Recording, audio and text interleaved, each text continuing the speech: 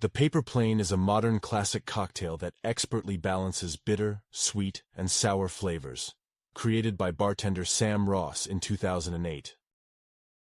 You will need the following ingredients: 3/4 ounce bourbon. Use a quality bourbon for the best flavor. 3/4 ounce Aperol.